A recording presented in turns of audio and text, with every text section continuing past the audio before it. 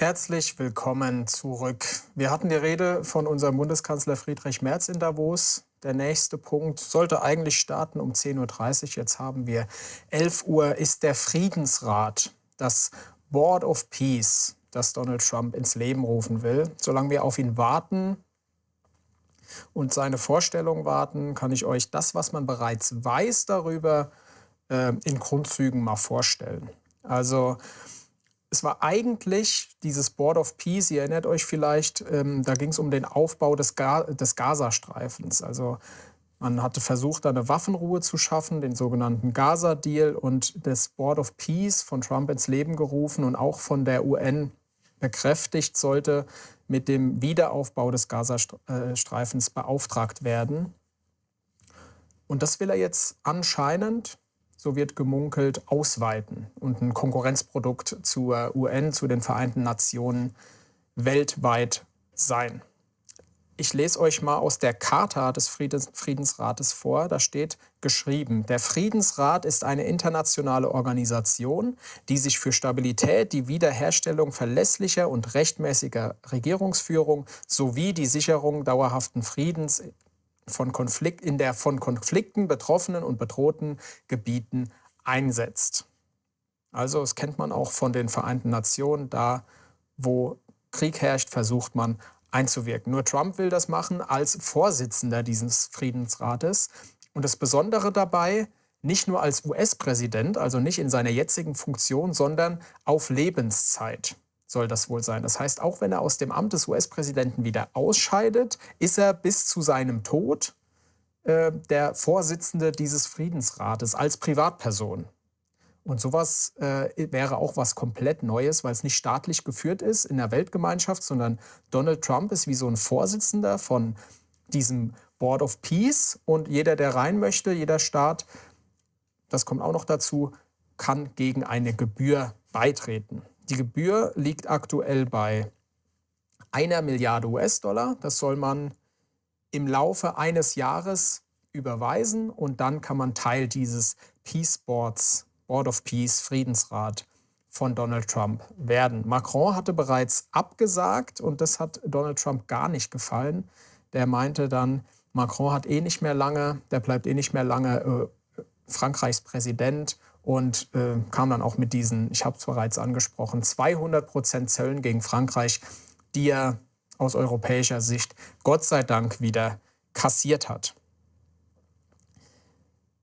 Ich habe es schon genannt, das Sagen hat er auf Lebenszeit, und 60 Länder wurden von Trump eingeladen, sich an diesem Board of Peace zu beteiligen, Mitglieder dieses Board of Peace zu werden.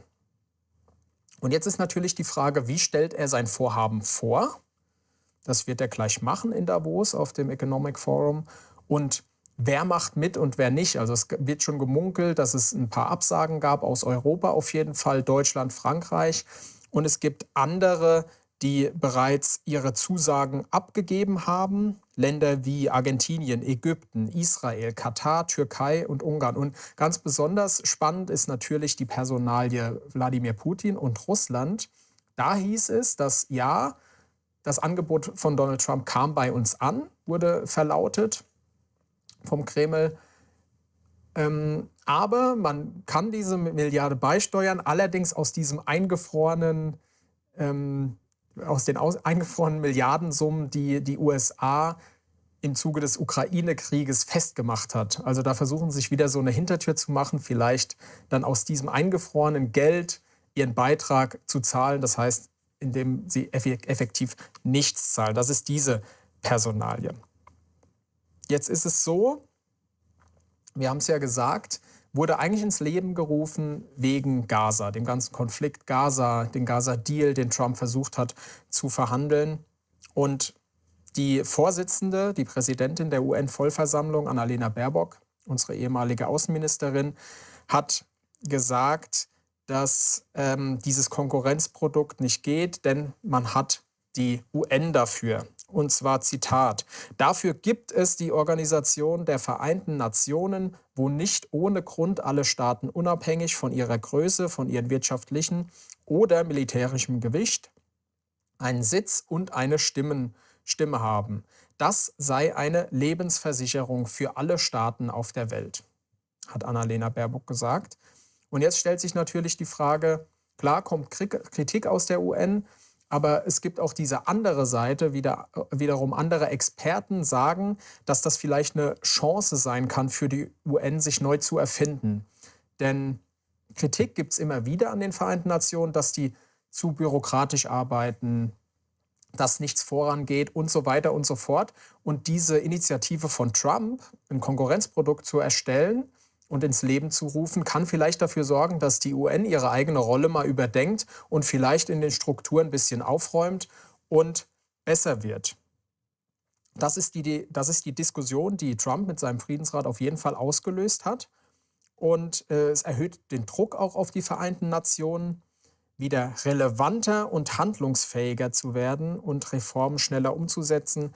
Das kam von einer Expertin und UN-Analystin Ungar in einem Interview gestern zutage. Da sagte sie auch, bei den Kriegen, von denen er sagt, dass er sie beendet hat, gab es oft Waffenstillstandsvereinbarungen. Der Krieg vor Ort ging aber eigentlich weiter und Akteure wie die Vereinten Nationen wurden gebeten, einzugreifen und die unterzeichneten Waffenruhen wirklich umzusetzen. Und auch da sieht man, gibt es nicht immer Erfolge, sowohl auf Trumps Seite, aber eben auch nicht auf der UN-Seite. Deswegen kann man diese Situation natürlich aus beiden Seiten betrachten. Ich glaube, wir haben schon ein Bild von dem Saal, in dem es gleich stattfinden wird. Da können wir mal reinschalten. Und da geht es auch schon direkt los. The Minister of the Prime Minister's Court of the Kingdom of Bahrain.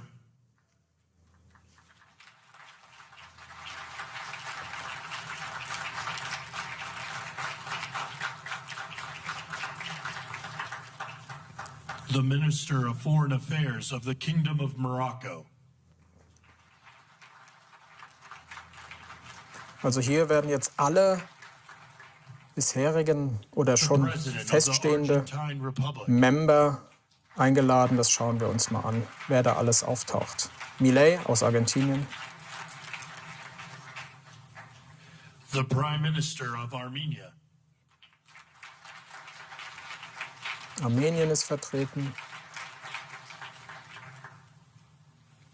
The President of the Republic of Azerbaijan. Aserbaidschan. Da in der Mitte ist ein weißer Stuhl. Ich glaube, ich weiß schon, für wen der gedacht ist. The Prime Minister of the Republic of Bulgaria. Bulgarien. The Prime Minister of Hungary. Ungarn.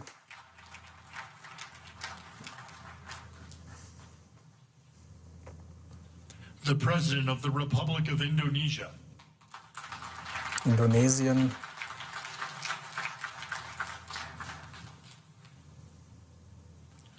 The Deputy Prime Minister and Minister of Foreign Affairs and expatriates of the Hashemite Kingdom of Jordan.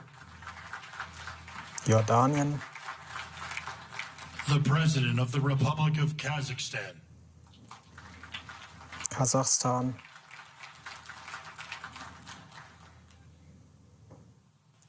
The President of the Republic of Kosovo. Der Kosovo. Also es wurden schon einige Mitglieder gefunden. The Prime Minister of the Islamic Republic of Pakistan. Pakistan.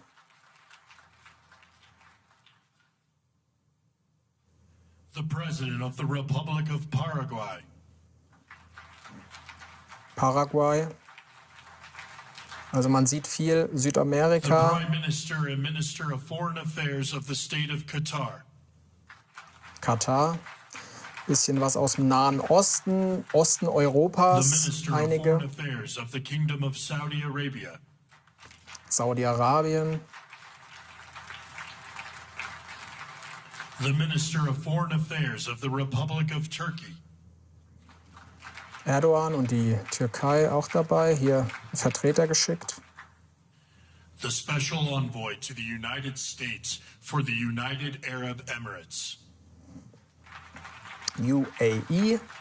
die Vereinigten Arabischen Emirate, the President of the Republic of Uzbekistan, Usbekistan, noch ein Platz ist frei hinten, the Prime Minister of Mongolia, die Mongolei.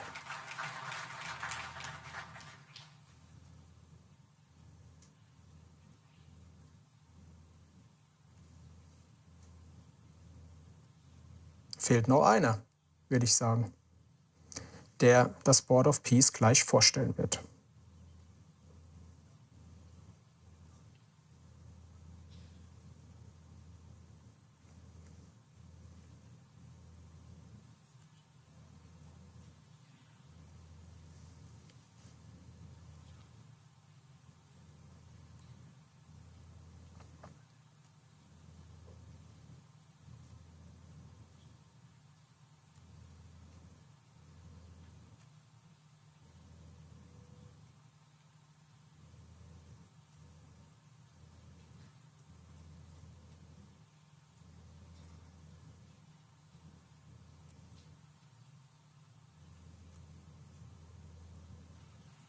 Please welcome the Chairman of the Board of Peace, the President of the United States of America, Donald J. Trump.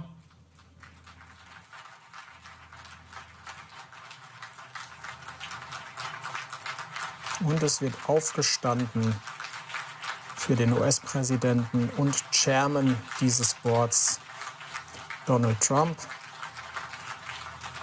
Und dann hören wir jetzt mal rein, was er zu sagen hat, wie er seinen Friedensrat vorstellt und wie er sich auch die Zukunft im Board of Peace vorstellt. Well, this is a very exciting day. Long in the making, and many countries have just received their notice, and everybody wants to be a part of it. And we'll work with many others, including the United Nations. But I want to thank you all for being here. Yesterday we had an incredibly successful visit with many of the world's top business leaders, the best, the biggest, most successful, and foreign heads of state. And now we have one of the most important meetings of all, the official formation of what is known as the Board of Peace. I want to thank the Secretary of State, Marco Rubio, Special Envoy Steve Witkoff and Jared Kushner, and their extraordinary work. I mean, they've done an amazing job. We have peace in the Middle East. Nobody thought that was possible. We've settled 8 wars, and I believe another one's coming pretty soon. You know what that is? The one that I thought was going to be an easy one has turned out to be probably the most difficult.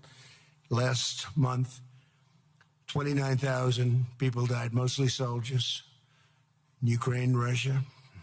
Think of that, 29,000, 27,000 in the month before, 26,000 in the month before that. It's terrible. But we have meetings and we think we're making a lot of progress. Thanks as well to Secretary Scott Bessent, Howard Lutnick, and Chris Wright, U.S. Trade Representative, Jamieson Greer. They're all doing such an incredible job. Ambassador Callista Gingrich, who is here, doing a fantastic, really fantastic work. Thank you, Callista. And many other members of my administration who are so committed to peace, and they're also committed to great success. Very importantly, let me recognize the very first group of distinguished members of the Board of Peace. They will be introduced by name in just a moment. Caroline will be doing that introduction. And to each and every one of you, we are truly honored by your presence today. Leaders of countries, in most cases, very popular leaders. In some cases, not so popular, but that's the way it goes in life. Thanks as well to President Karol Nawrocki of Poland, who's a fantastic man. He just won a very big election. I'm very proud of him.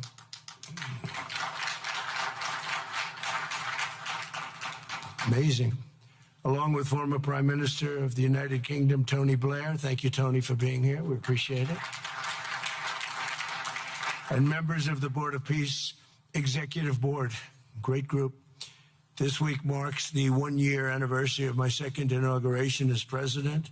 No administration in history has achieved such a sweeping turnaround in 12 months' time at home and abroad. We have a tremendous mandate. We won the popular vote by millions. We won every swing state to 7. They were saying, can you win all 7? Is it possible? Because it's not done. And we won all 7. We have a great mandate back at home. As I said yesterday, the U.S. economy is booming with virtually no inflation. It was 1.2% for the last 3 months, and we inherited the worst inflation in the history of our country. And we have economic growth now of 5.4%, it looks like. And I think that number can double and triple if we do the right things and if we change thinking so that if you announce good numbers, the markets go up instead of if you announce good numbers, the market goes down because everybody tries to kill it by lowering or raising interest rates depending on the situation. When America booms, the entire world booms. And we have secured commitments for over $18 trillion in new investment coming into our country, which is a record by many times over, not just by a little bit, by many times. There's no country ever in history that's gotten anywhere near that number. Slashed our trade deficit by 77%. This is in 1 year. Yesterday was 1 year. And signed historic trade deals with nations from all over the globe. Today, the world is richer, safer, and much more peaceful than it was just 1 year ago. We put out all those fires. A lot of people didn't know, including me, that some of those wars were going on. And some of them were going on for, in one case, 32 years, in another case, 35 years, and another one, 37 years. We were very happy to stop the war that had started with India and Pakistan, 2 nuclear nations.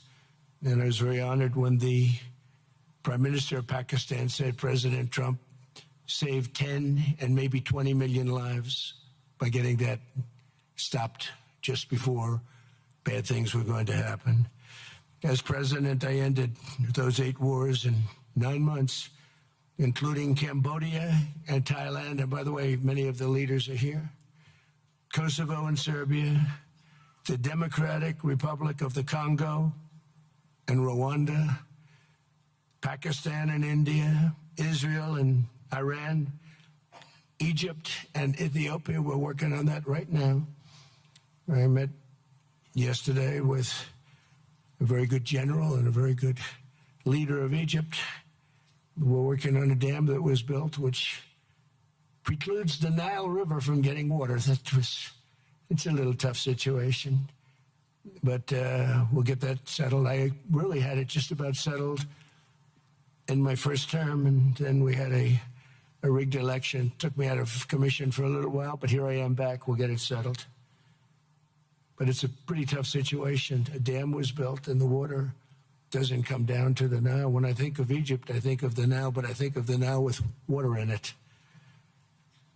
Armenia and Azerbaijan, who, I mean, a lot of these leaders, they become my friends. They become my friends. They're here.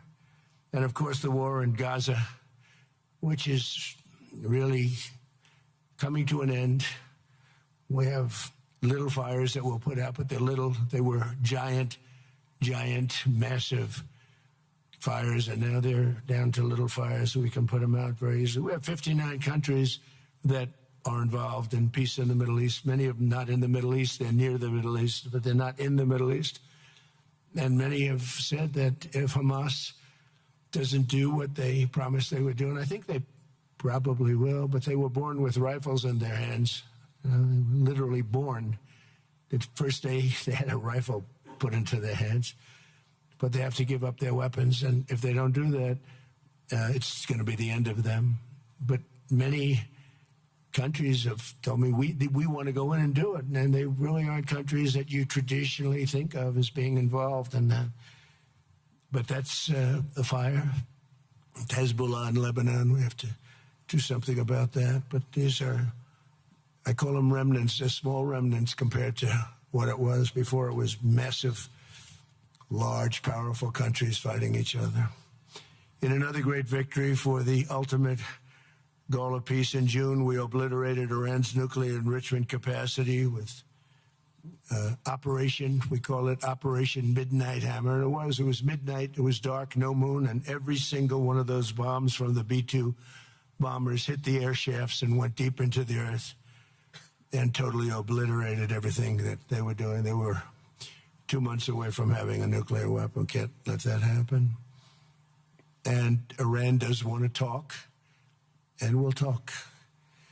We've also hit ISIS in Syria, and very strongly, as you know. In my first administration, I took out al-Baghdadi, the founder of ISIS, and he was trying to start it up again because due to the tremendous talent of General Raisin Kane, as I call him, he wiped out ISIS in a period of 3 weeks in my first term. You know, we had a great first term, but the second term is, I think, blowing it away, actually. But we took out ISIS, and we hit, it was gone, but during the Biden administration, it formed again a little bit. We hit it very hard in Syria. And Syria, by the way, I spoke with the president, is making a lot of progress, tremendous progress, actually. We're very happy about that. We took off all sanctions, which gives them a chance to breathe. And he is working very, very hard, and I think he's going to put it all together. So many things are happening, many good things. Threats to Europe and America, the Middle East, and other places are really calming down. It's a lot different than it was just 1 year ago. Just 1 year ago, the world was actually on fire. A lot of people didn't know it. And in Nigeria, we're annihilating terrorists who are killing Christians. We've hit them very hard. They've killed thousands and thousands of Christians. What's that all about? Much of this unprecedented success is possible because I rebuilt our military in my first term, and now we're making it even stronger. We have a budget of over $1 trillion this year, and next year we're going to $1.5 trillion. Our country's never done better economically. We're taking in numbers that we've never taken in, not only the fact that the investment is at 18 trillion plus, but our jobs numbers, everything is, I think, maybe better than ever before. I think you're going to see and a lot of you are investing in our country. I think you're going to be extremely happy with your investments. I think you'll see numbers like you haven't seen before. I also secured commitments from virtually all NATO allies to increase their defense spending to 5% of GDP. Everybody but Spain. I don't know what's happening with Spain. Why would they not do that? They want a free ride, I guess, huh? Every country but Spain increased to 5%. I don't know why. We're going to have to talk to Spain. With America's renewed attention to security of the Western Hemisphere, I've stopped the invasion on our southern border and designated the drug cartels as foreign terrorist organizations. And you probably saw that we've virtually stopped almost 100% all drugs coming in by water. And now we're going to stop them on land. The land is easy. The water is tough. But that's down now. I heard it just last night. It was 97. Now it's 98.1%. And we're trying to figure out who are the 2% that are willing to get into those boats. I don't think they watch television or the news. But we've taken out almost 100% of all of the drugs coming into the United States by water. And now we'll, I think, very easily stop them on land. That's the easy part. We wanted to wait till the other was taken care of. And earlier this month, thanks to the unrivaled skill, power, and might of the U.S. military, we have the most powerful military in the world by far. We captured the outlaw dictator, Nicolas Maduro, and the people of Venezuela are very happy about it.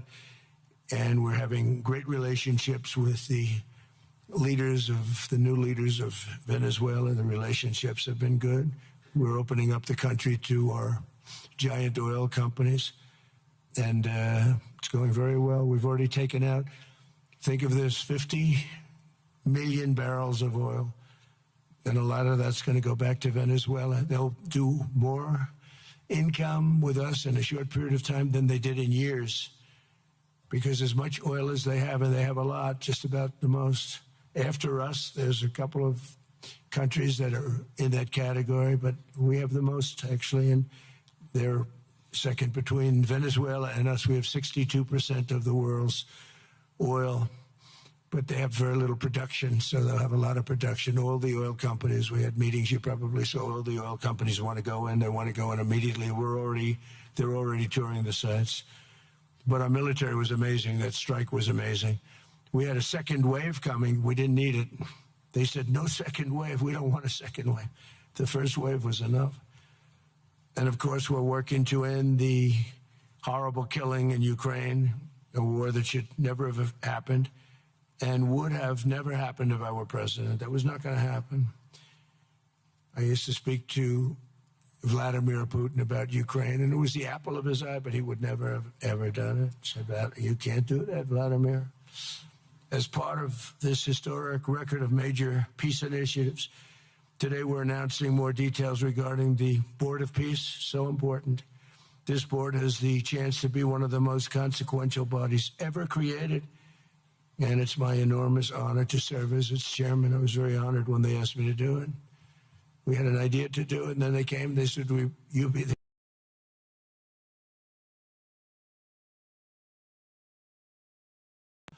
and incredible young people that are leading it from within. It's running beautifully, started already, and every country, just about every country, wants to be a part of it.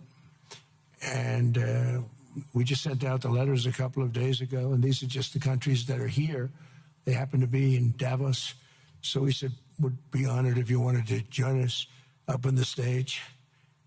And it's really great. They're friends of mine. I think, let me see. Yeah, every one of them is a friend of mine. A couple, let's see, a couple I like, a couple I don't like. No, I like, actually, in this group, I like every single one of them. Can you believe it? Usually I have about 2 or 3 that I can't stand. Usually I have 2 or 3 that I don't like. I don't find them up here. I like every one of these people. No, they're great people. They're great leaders. And the Board of Peace is composed of leaders, the top leaders in the world, actually. Last October, we released a plan for the permanent end to the conflict in Gaza, and I'm pleased to say that our vision was unanimously adopted by the United Nations Security Council late last year. Under phase 1 of this plan, we have painstakingly maintained that Gaza, and we're going to have it very strongly, and it's what we have. Maintained the Gaza ceasefire, delivered record levels of humanitarian aid. We've given aid. You know, you used to hear all the people were starving and it was terrible. Now we have, you don't hear that anymore. We've delivered record levels of humanitarian aid. I want to thank the United States, but I want to thank some of the countries that are sitting right up here, because they've sent great aid, aid also in the form of money, where we go out and purchase food, and you don't hear those stories anymore with people starving. And secured the release of all 20, we secured the release of all 20 living hostages. Now I want to thank Steve Witkoff and Jared and everybody for working so hard. They worked so hard, but there were 20 remaining living hostages. Now we got hundreds out, but the last 20, I said, boy, that's going to be a tough one. And I said that a year before.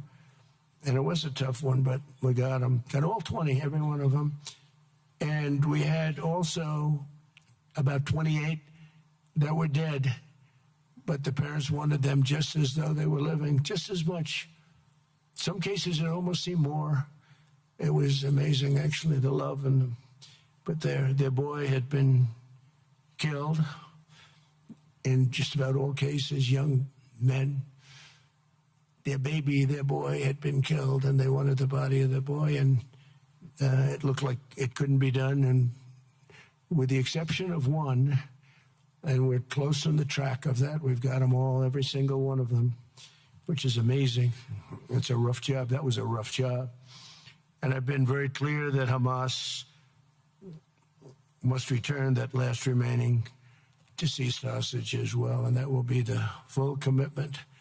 And then we get on to other things, and we're committed to ensuring Gaza is demilitarized, properly governed, and beautifully rebuilt. It's going to be a great plan, and that's where the Board of Peace really started. And I think we can spread out to other things as we succeed with Gaza We're going to be very successful in Gaza. It's going to be a great thing to watch. And we can do other things. We can do numerous other things. Once this board is completely formed, we can do pretty much whatever we want to do. And we'll do it in conjunction with the United Nations. You know, I've always said the United Nations has got tremendous potential, has not used it. But there's tremendous potential in the United Nations. And you have some great people at the United Nations. But so far it hasn't. You know, on the 8 wars that I ended, I never spoke to the United Nations about any of them. And you would think that I should have. You would think they could have done those 8 wars, but they couldn't have. And they tried, I guess, in some of them, but they didn't try hard enough. But there's tremendous potential with the United Nations. And I think the combination of the Board of Peace with the kind of people we have here, coupled with the United Nations, can be, you know, something very, very unique for the world. It's for the world. This isn't United States. This is for the world. As everyone can see today, the first steps toward a brighter day for the Middle East and a much safer future for the world are unfolding right before your very eyes.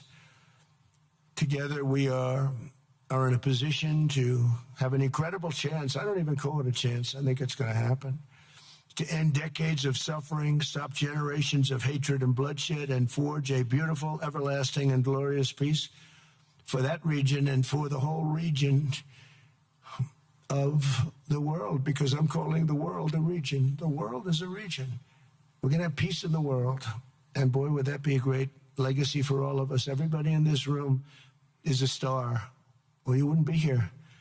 There's a reason that you're here, and you're all stars. You're the biggest people, the most important people in the world, most powerful people in the world. And when you use that genius that you have, that very unusual, very inspired genius, when you use that for peace, the opposite of peace has no chance. So I just want to say it's tremendous to be with you, and I think this is something that we're doing that's very important. This is the most important. I was so looking forward to being here, and yesterday was a tremendous success. A lot of good things happened, but this was something that I really wanted to be here and do, and I could think of no better place because so many people were together.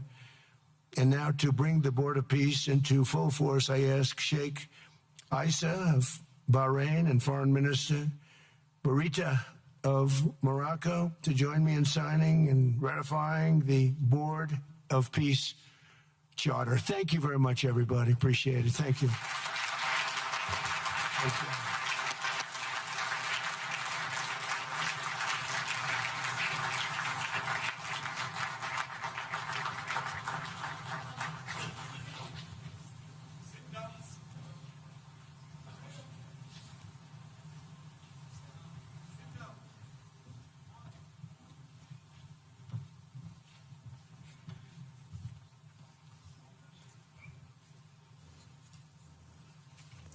Ja, das war die Rede von Trump zum Vertrag des Board of Peace, der jetzt unterschrieben wird.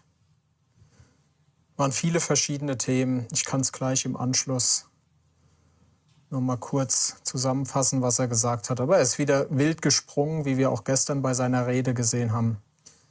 Die wichtigsten Punkte kann ich gleich noch mal hervorheben. Aber jetzt erstmal hier die Unterzeichnung.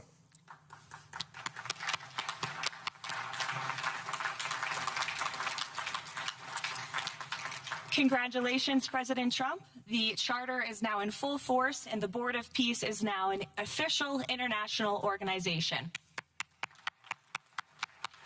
Und Caroline Leavitt, die Sprecherin des Weißen Hauses, wird jetzt vorstellen, wie es inhaltlich aussieht. With the President of Argentina and the Prime Minister of Armenia. Ah nein, jetzt muss jeder Einzelne vortreten und das Dokument unterschreiben.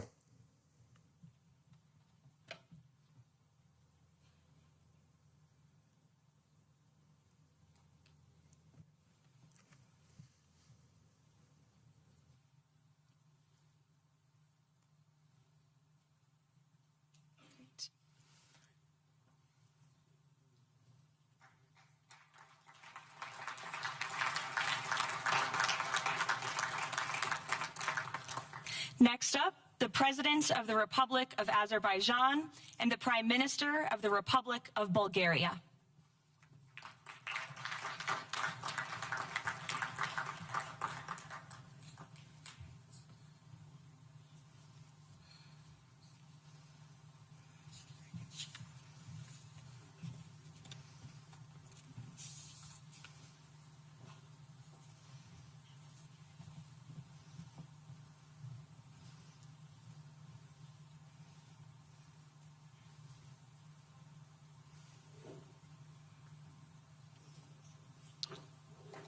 Thank you.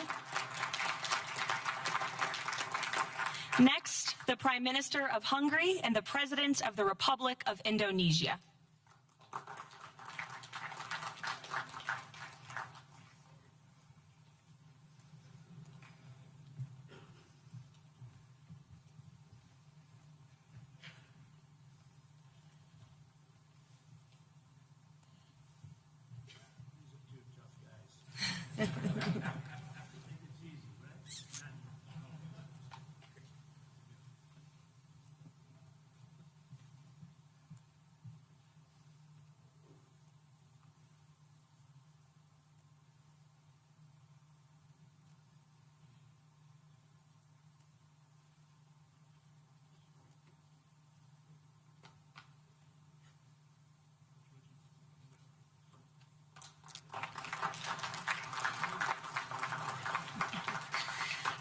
Next, the Deputy Prime Minister of the Kingdom of Jordan and the President of the Republic of Kazakhstan.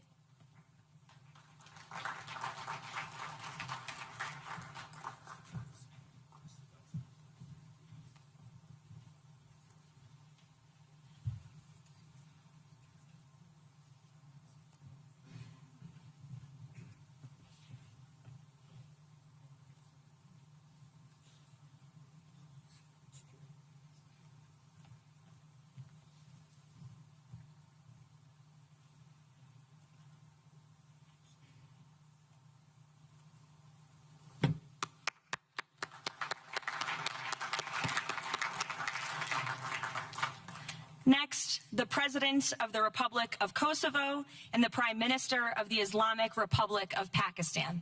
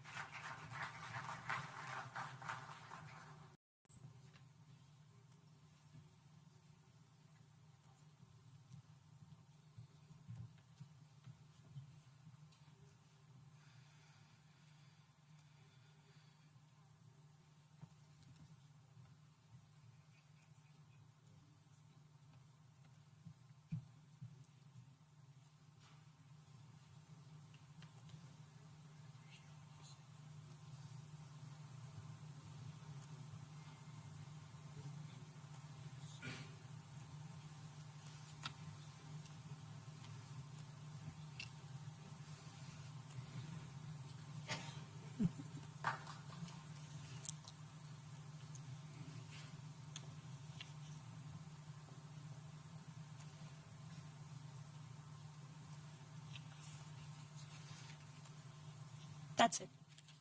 Yes. Thank you.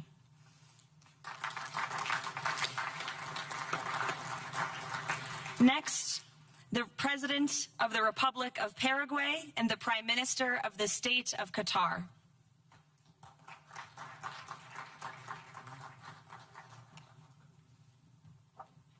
Hello.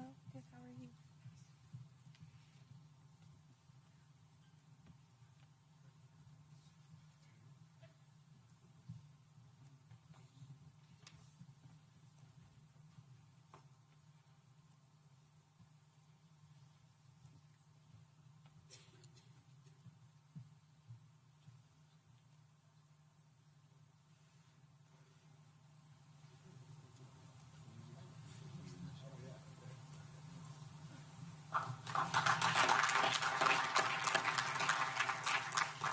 Next, the Minister of Foreign Affairs of the Kingdom of Saudi Arabia and the Minister of Foreign Affairs of the Republic of Turkey.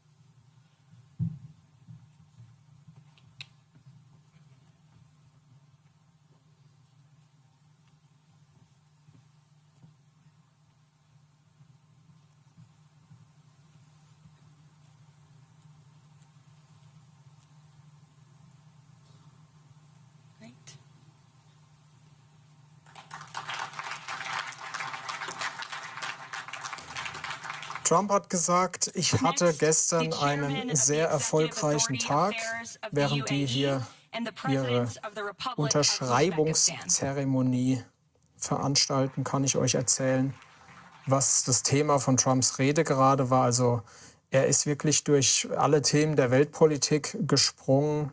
Das Wichtigste könnte ich ein bisschen rausfiltern. Also im Grunde genommen ging es um Drogenrouten, die man stoppt, Ölreserven in Venezuela, das eigene starke Militär, Ägypten, der Nil, Äthiopien, seine Militärschläge gegen Iran, IS und den IS in Syrien. Aber das Wichtigste, habe ich mir mal rausgeschrieben, zu seinen Aussagen war der Peace in the Middle East. Also er hat Frieden im Nahen Osten geschaffen und keiner hätte es gedacht, wieder was er immer behauptet. Er hat 8 Kriege beendet und noch mehr. Und einer kommt bald noch dazu, das war das Spannendste, was er gesagt hat. Sprach da vom Ukraine-Krieg und meinte, wir kommen gut voran. Dann hat er ein paar Leuten gedankt, unter anderem seinem Außenminister Marco Rubio, dass das alles so toll läuft. Dann ging es auch noch kurz um Indien und Pakistan. Den hat er ja in seinen Aussagen auch Frieden gebracht. Und hat natürlich die eigene Stärke sowohl militärisch als auch wirtschaftlich nochmal hervorgehoben. Wenn es quasi unterm Strich, wenn es der USA gut geht, dann geht es der Welt gut. Auf Englisch hieß es, when the US booms, the world booms. Also alles läuft super und alle investieren wieder in die USA, meinte Trump. Und jetzt wurde unterschrieben.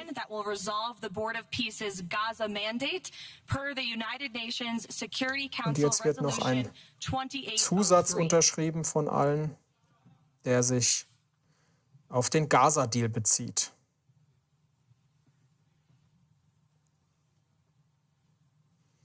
Also inhaltlich hat Trump ganz ehrlich gesagt jetzt nicht viel gesagt zum Board of Peace, wie es aufgebaut wird, wofür man sich engagiert und so weiter. Ich hatte gehofft, dass eigentlich Caroline Leavitt das jetzt übernimmt, aber erstmal wird jetzt unterschrieben. Ich hoffe, dass sie uns vielleicht gleich noch ein bisschen was zum Inhalt des Board of Peace sagen wird.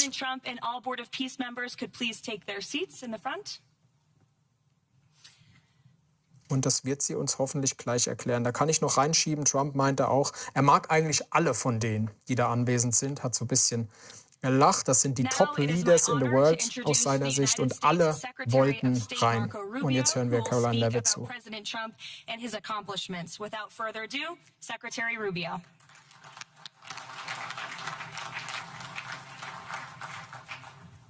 Thank you very much. It's an honor to be here today. It's an honor to serve as the Secretary of State during a historic presidency. And it's a historic presidency because the President of the United States, Donald J. Trump, is someone who is not limited by what others say is possible or what others say is impossible. He's not limited by some of the things that have happened in the past, and he's willing to talk to or engage with anyone in the interest of peace, always putting the American people and our national security first, but understanding that in the world that we share with so many others, peace is paramount to all of us. We are here today because of President Trump's vision. If we go back just a few months ago, people thought what was happening in Gaza was impossible to solve. 28 hostages that were dead, others that were still living, all these hostages that were being held. No one thought that that would ever come to a resolution without more fighting and more bloodshed along the way. In fact, frankly, many thought it was intractable. And sadly, many of the institutions that have served us well, in many cases, for the last 70 years, were unable to do anything about it. But President Trump had the vision and the courage to dream the impossible, to believe that it was doable, and to pursue it with all of his heart. And he was in that capacity assisted by an extraordinary team, and I think both Jared and Steve deserve a tremendous amount of credit, Jared Kushner and Steve Woodcock, for all the work they put in. And all of our partners here today. And now we have this Board of Peace, who I believe's possibilities are endless. Obviously, with a focus, first and foremost, on making sure that this peace deal in Gaza becomes enduring. And I know this president has it as his highest priority and will give it everything he has to make sure that this is successful. I also want to acknowledge the extraordinary leaders that are here today. This is not just a board of peace, this is a board of action. Just like President Trump is a president of action.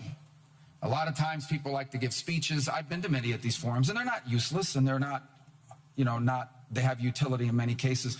But oftentimes in international affairs, we often find ourselves at events where people are reading these scripted statements, these strongly worded letters that they put out, but no action, nothing happens. This is a group of leaders that are about action. And the President of the United States is a president of action, of getting things done.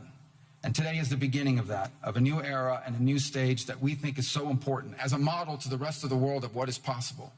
And clearly the focus is right now on Gaza and making sure that the plan that's about to be presented to you here today, this vision for the future of Gaza, this vision for the future of the region, is not just possible and promising. It is our destiny if we put the time and the effort that it requires, as I know this board will do. But I also think it will serve as an example of what's possible in other parts of the world. Without losing focus on what's before us now, this is what's possible for other places and other conflicts that seem impossible to solve right now. So I want to, on behalf of the United States, on behalf of the team that worked so hard on this, thank every single one of the leaders that are here today and all the countries that have committed to joining, and many others who are going to join. Others either are not in town today or they have to go through some procedure internally in their own country because of constitutional limitations, but others will join. Many want to be a part of this effort because it is going to be a successful effort. And you see it reflected here today among countries of different backgrounds from different parts of the world, majority Christian some, majority Muslim others, who've come together. In fact, former adversaries who have joined here as part of this board of peace. And all was possible, and I want to acknowledge this again, because of the vision and the drive of the President of the United States. So thank you all for joining us here today. We appreciate it very much.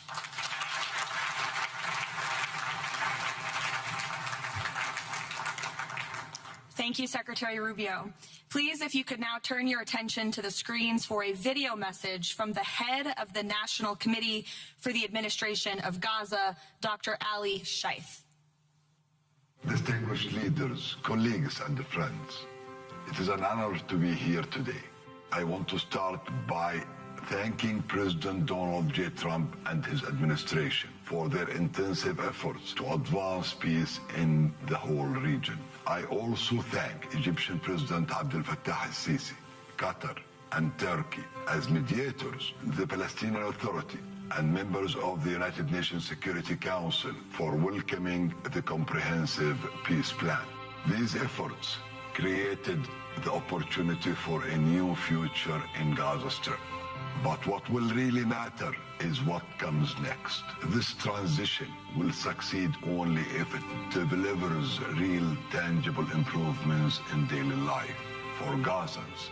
As Chief Commissioner of the National Committee for the Administration of Gaza, it's my responsibility to turn this moment into action, to restore order, to rebuild institutions, and to create a future for the people of Gaza defined by opportunity and dignity, under the principle of one authority, one law, and one weapon. As a first step, I am pleased to announce the Rafah crossing will open next week in both directions. For Palestinians in Gaza, Rafah is more than a gate. It is a lifeline and symbol of opportunity. Opening Rafah signals that Gaza is no longer closed to the future and to the war. I want to be clear, there is much more work ahead, and none of it is easy. The road forward will involve difficult decisions and setbacks, but this is a real step, and it marks a new direction. Now, I would like to address the people of Gaza. من أرض الكنانة أتوجه الآن بكلمتي إلى أبناء شعبنا الصامد الصابر في قطاع غزة. لقد صمدتم وحافظتم على أسركم وأرضكم خلال سنوات عصيبة هجاء صبرت أعماقكم وكل الحدود.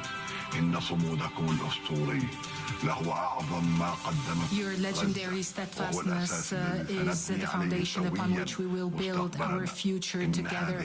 This moment is not for looking back, but for moving forward toward a prosperous and bright future. A future where our children grow up without fear or anxiety, where work is rewarded, schools are opened, and daily life regains stability and security. The coming stage requires the concerted efforts of everyone. But you will not face it alone. Your voices have weight, your actions have impact, and your commitment to peace and the rebuilding of your communities will define the futures of the new Gaza Strip. Step by step, with discipline and determination, we will build a capable Gaza, capable of self-reliance, and we will build it into a center for freedom, opportunity, and peace. اليوم أسأل الأسرة الدولية ليس فقط أن تدعم هذه أسأل by our actions, hold us to clear standards and stand with the people of Gaza as we take this responsibility for our future. Thank you, ladies and gentlemen.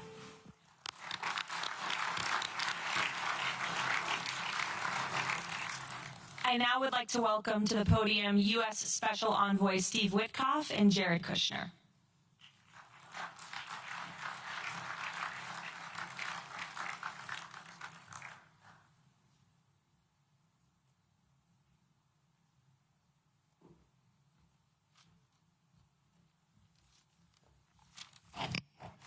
Thank you, everyone, and welcome here. This is really my honor to be up here speaking.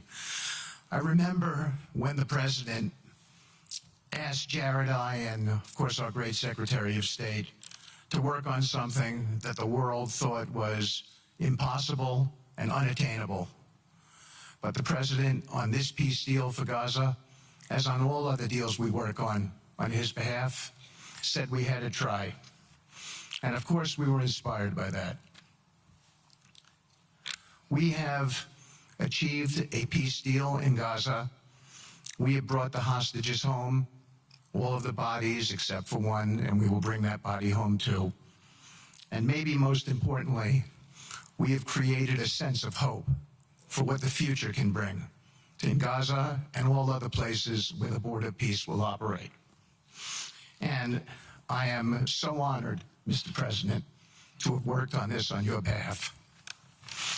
I'd like to thank some people who are here with us tonight who have done so much, done indispensable work to bring this deal together.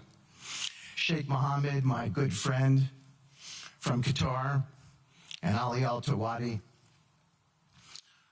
Hakan, Fidan, and Ibrahim, General Hassan, and Foreign Minister Badr Abdulati, and of course, President Sisi, and Prime Minister Netanyahu, former Special Envoy Ron Dermer, and Michael Eisenberg for all that they did. I would also like to thank our core working group and members of the Board of Peace who have been working nonstop on behalf of this incredible, noble effort, around the clock for months on end, sacrificing time with their families and their own personal lives because they believe in the mission and the vision that the President has set out for us. I'd also like to thank, those people include Tony Blair, Yakir Gabay, Josh Grunbaum, Aryeh Lightstone, Laurent Tankman, Admiral Cooper, General Frank, and I probably have forgotten some along the way. And then perhaps most importantly, I want to thank our administration. We have an incredible team. It's amazing to work for this administration. I think you see the results that we get on behalf of the President because he inspires us so much. So I'd like to thank the Vice President of the United States, J.D. Vance, for all of his help and guidance, our Treasury Secretary, of course, the Secretary of State, who we work hand in glove with, and a special thanks to our Chief of Staff, Susie Wiles, who is always available to us for consultation, for steering, and for all else that she does. Thank you.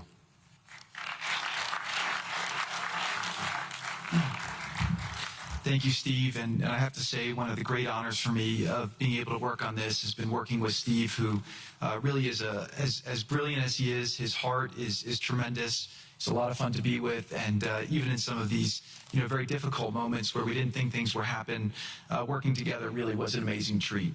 I'm going to go now today just through a couple quick slides just to show you the progress that's been made in the last couple months. It was just over 100 days ago that we got the final deal done, and everyone was celebrating and joyous about the hostages coming home and the end to this long war that nobody thought was possible. And Steve and I were panicking, saying, what do we do next? How do you implement peace? And as you guys know, peace is a different deal than a business deal because you're changing a mindset. And in Israel, there was 2 years of very intense war. For the people in Gaza, there was more than just 2 years of war. They had 20 years of hopelessness, being ruled by a terrorist organization. For the people in the Middle East, their hearts were pulled by this. And throughout the entire world, it really was weighing on us. And so we needed to think about, what do we do next? How do we change the habits? How do we change the behaviors? And we really got to work right away. And the team that Steve thanked, including the White House team and the team of volunteers, it's really been an incredible effort, very entrepreneurial, and we really did it in the way. I've been working now with President Trump for 10 years on politics, and what continues to amaze me is that he always takes a first principles approach and says, what's the most optimal outcome?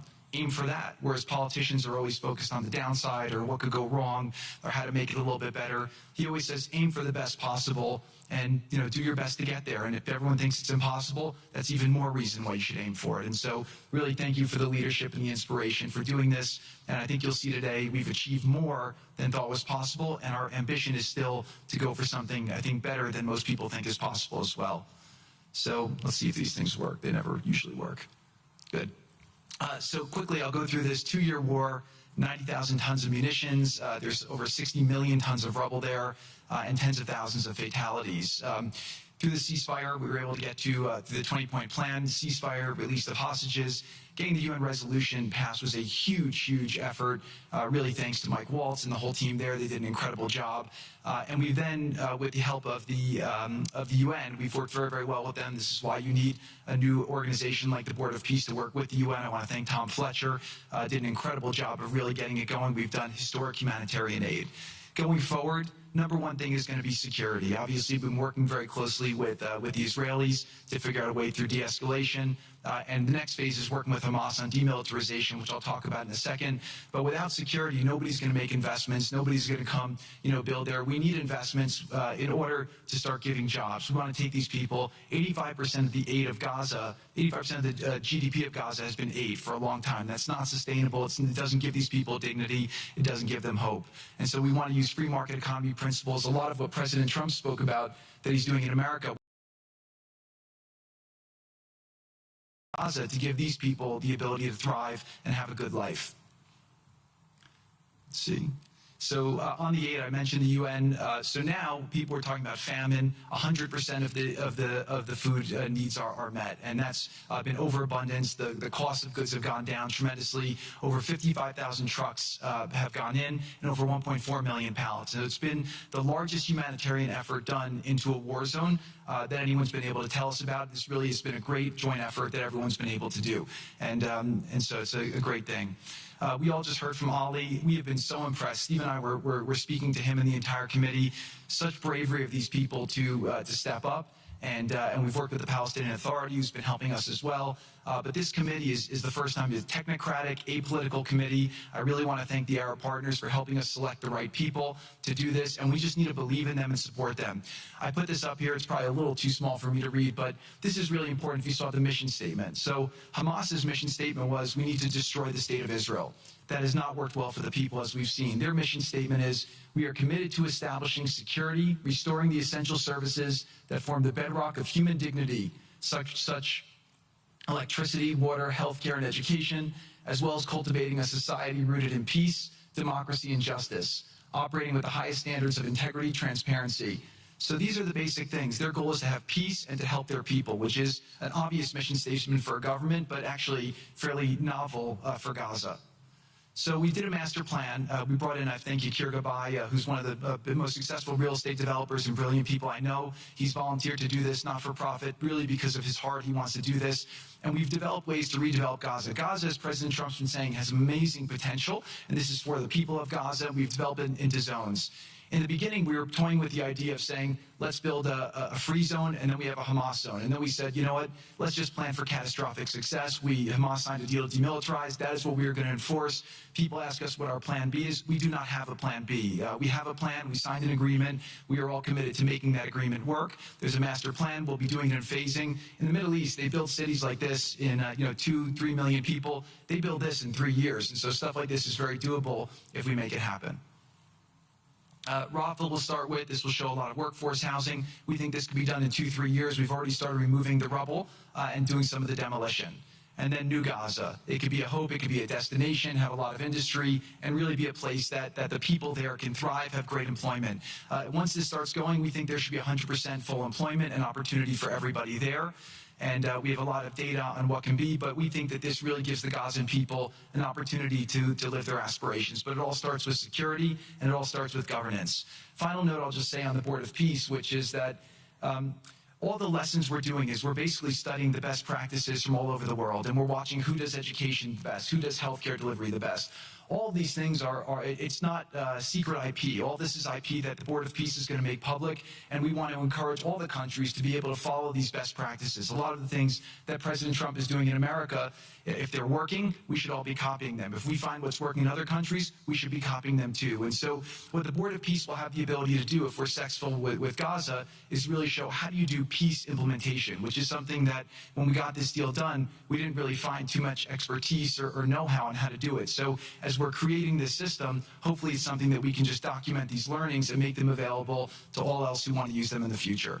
So demilitarization, this is something we're starting now. We have a new government in Gaza. This government will be working with Hamas on the demilitarization to really take the principles that were agreed to in the document to the next phase, and hopefully that will be successful. Without that, we can't rebuild. So if Hamas does not demilitarize, that will be what holds back Gaza and the people of Gaza from achieving their aspiration, and that's very important. So the next 100 days, we're going to continue to just be heads down and focused on making sure this is implemented. We continue to be focused on humanitarian aid, humanitarian shelter, but then creating the conditions to move forward. So thank you. Final point I'll just make is this is really only possible because of the work of so many people and President Trump's great leadership.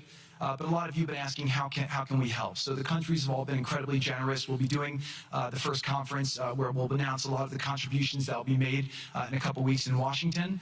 From the private sector, there'll be amazing investment opportunities. I know it's a little risky to be investing in a place like this, but we need you to come, take faith, invest in the people, try to be a part of it. And then finally, I'll just talk to people on the media and on the social media, which is, this deal only happened because we worked with Israel, we worked with Turkey, we worked with Qatar, we worked with Saudi, we worked with Egypt. I mean, everyone worked together. We worked with UAE. We all worked together to make this happen. I see a lot of people trying to escalate, criticizing Israel or Israelis criticizing Turkey or Qatar. Just calm down for 30 days. I think that the war's over. Let's do our best to try working together. Our goal here is peace between Israel and the Palestinian people. Everyone wants to live peacefully. Everyone wants to live with dignity. Let's put our efforts towards promoting those who are doing the work to build this up, like Ali and his committee. Let's focus on the positive stories, and let's just calm down, turn a new chapter, and if we believe that peace is possible, then peace really can be possible. So we're going to continue to work every day. We need all of your help to do it. And again, I just really want to thank President Trump for his leadership in doing this. This would not have been possible without your commitment to this. Everyone thought it was impossible to end this war. You never gave up. You never stopped. Every time there was a setback, you told us to try harder. You gave us different ideas. And we've made several impossible things happen just in Gaza to date. And no reason why we shouldn't be able to make even more impossible things happen. So really thank you for your amazing leadership.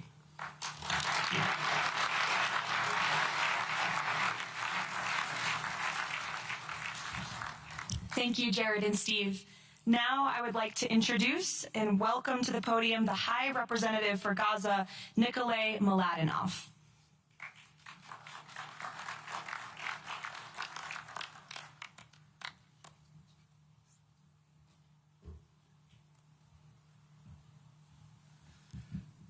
Mr. President, it's a great honor and a massive responsibility for me, for my team, for all of us to be here with you to begin this journey.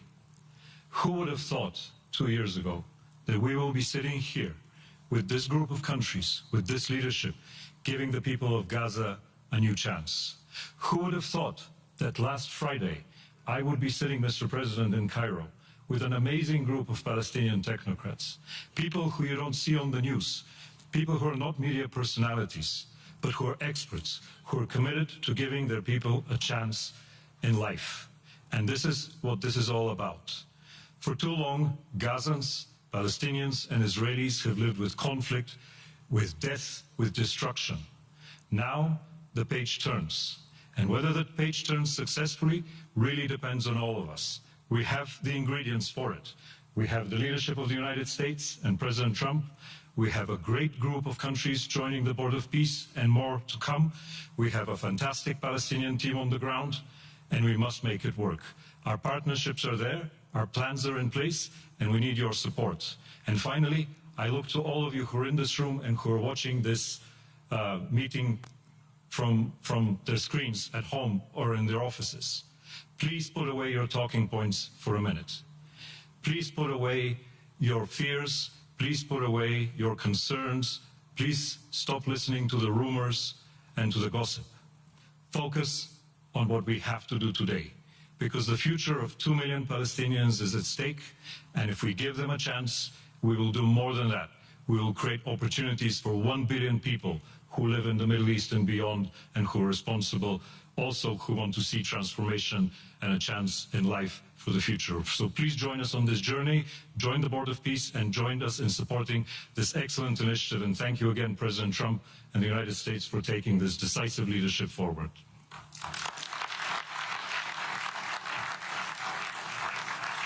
Thank you.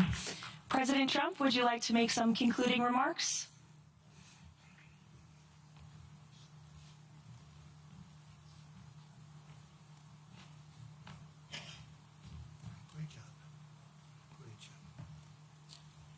Well, I just want to tell you it's all happening.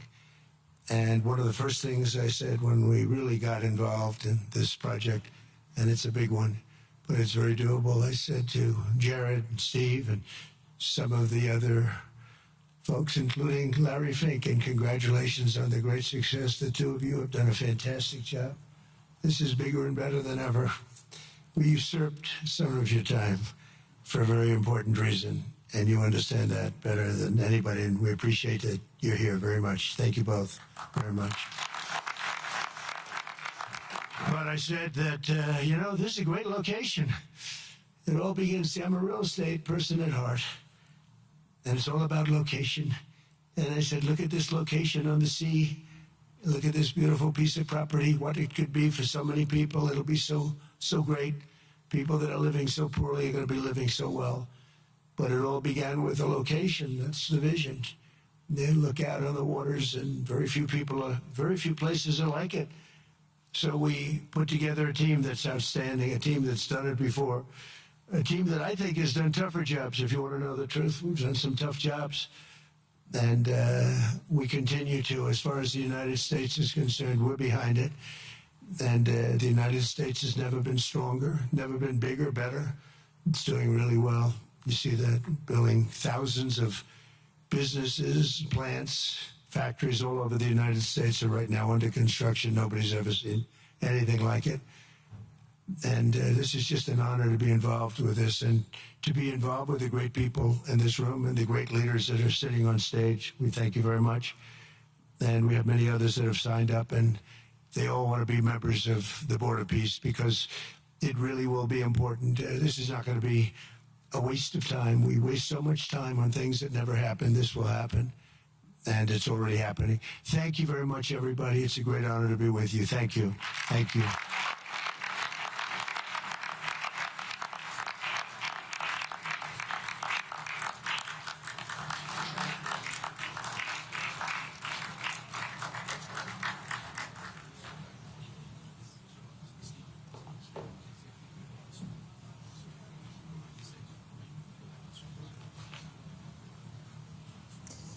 Also, das war die Veranstaltung zum Board of Peace. lasst mich kurz zum Abschluss noch sagen, was so Wichtiges in Anführungszeichen passiert ist, während Donald Trump allen Teilnehmern und Teilnehmerinnen, eine Frau sehe ich da, nochmal dankt. Marco Rubio wurde ans Podest gebeten, er hat Donald Trump gelobt, hat Trumps Visionen gelobt, hat gesagt, Trump schafft das, was keiner schafft und was auch alle denken, was niemals möglich ist. Meinte auch, dass die Möglichkeiten dieses Board of Peace endlos sind und es wäre nicht nur ein Board of Peace, sondern auch ein Board of Action. Also man rede nicht nur, man setze auch um und auch der US-Präsident sei ein President of Action. Und he's getting things done. Also das ist der Mann, der Sachen umsetzt. Viel Lob für Donald Trump, es wurde sich viel gedankt. Es wurde ihm viel gedankt. Und dann hat er es angesprochen, worum es eigentlich hauptsächlich ging. Der Fokus liegt auf der Zukunft von Gaza. Dann gab es eine Videobotschaft mit hoffnungsvoller Musik unterlegt. Da wurde auch nochmal Donald Trump aus dem Gazastreifen heraus gedankt für den Gaza-Deal. Und es wurde von einer glücklichen Zukunft im Nahen Osten und speziell in Gaza gesprochen. Anschließend kamen die Chefverhandler Donald Trumps, Steve Witkoff und Jared Kushner, kurz ans Rednerpult. Steve Witkoff, der wurde etwas emotional, hat auch noch mal gedankt, hat gesagt, dass es toll ist, da dabei zu sein. Und der Schwiegersohn von Donald Trump, Jared Kushner, hat dann eine sogenannte Gaza-Timeline vorgestellt. Also es war wie eine PowerPoint-Präsentation, wie man das so kennt, mit 20-Punkte-Plan aufgezeigt, wo es hingehen soll.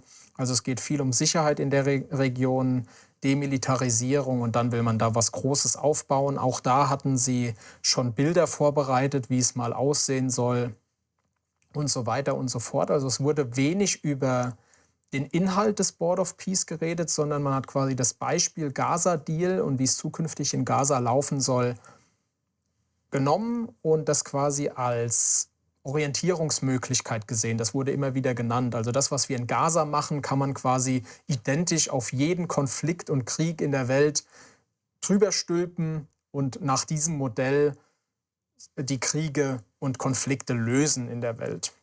So zumindest sehen das die Leute, die diese Präsentation vorbereitet haben. Habe ich schon gesagt, es gab dann Bilder, wie dann Gaza schön gemacht werden soll. Und er meinte auch, alle sollten jetzt mal, also Jared Kushner, alle sollten jetzt mal durchatmen und die einfach machen lassen. Und da wird sich dann etwas tun. Auch er hat Donald Trump noch mal sehr häufig gedankt. Und Donald Trump hatte dann die abschließenden Worte, hat auch noch mal erklärt, wie toll die Location in Gaza sei. Da könnte man so viel machen und Leuten, denen es jetzt schlecht geht, wird es bald allen super gehen und hat nochmal alle angehalten, bitte zu investieren in das Projekt. Und wie gesagt, zum Board of Peace haben wir jetzt ein paar Teilnehmer gesehen. Das wird natürlich aus seiner Sicht noch wachsen und alle wollen rein. Aber inhaltlich habe ich jetzt nicht so viel mitbekommen. Es ging mehr um Gaza und die Zukunft Gazas und ich habe das jetzt so verstanden, dass das quasi das positive Beispiel für die Zukunft dieses Board of Peace sein soll. Und dann hat er nochmal allen gedankt. Und ich muss ganz ehrlich sein, er wirkte auch ein bisschen platt und K.O. Gestern war er noch ein bisschen vitaler. Ich glaube, der freut sich schon auf einen Heimflug zurück in die USA. Der hat ja auch einige Auftritte und bestimmt gestern noch sehr, sehr viele Gespräche geführt in Davos. Und damit sind wir am Ende dieses Livestreams. Vielen lieben Dank, dass ihr zugeschaut habt.